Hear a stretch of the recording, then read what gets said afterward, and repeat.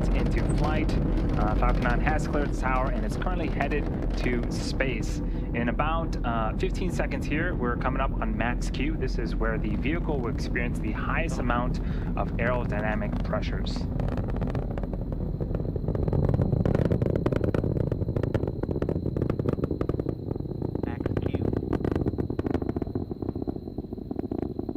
And there was the call out for max Q. We actually throttled down the Merlin engines in preparation for that event.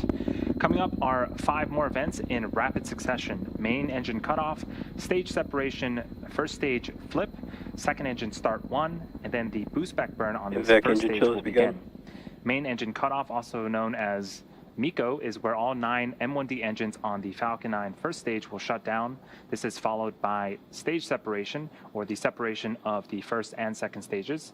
From there, the first stage will flip to prepare for re-entry and landing a few minutes later. And the Merlin vacuum engine on the second stage will ignite to boost Dragon to low Earth orbit, and that's also known as SES-1. The first stage will then begin its boost back burn. That is the first of 3 burns needed to land on our drone ship today. The first of those 5 events, main engine cutoff, is coming up in about 10 seconds.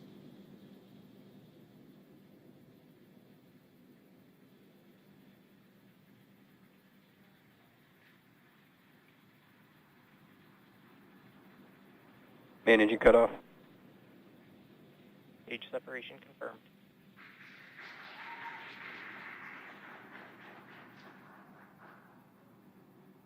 IMVAC ignition.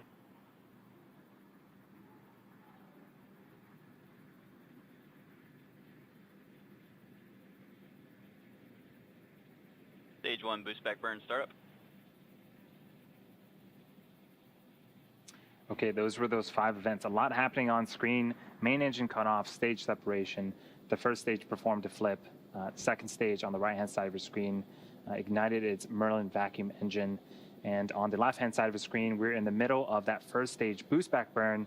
Looks like we are getting some really cool views Stage 1 of boost back the shutdown. contrails being produced by the first stage. And that was the call out for the successful completion of our first of 3 burns on the first stage.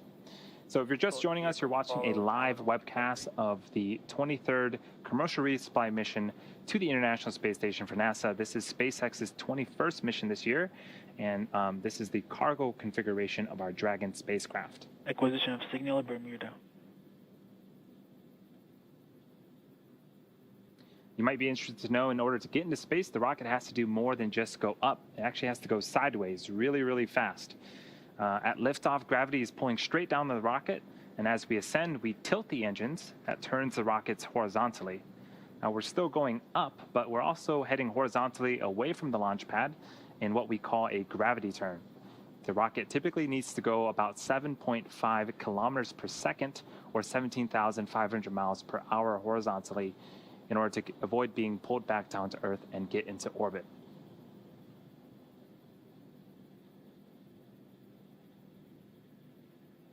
On screen again is the view of the Merlin vacuum engine on the second stage. On the opposite end of that engine is our Dragon. Next event for today's mission is the re-entry burn for the first stage. That's the second of 3 burns. This is where 3 of the Merlin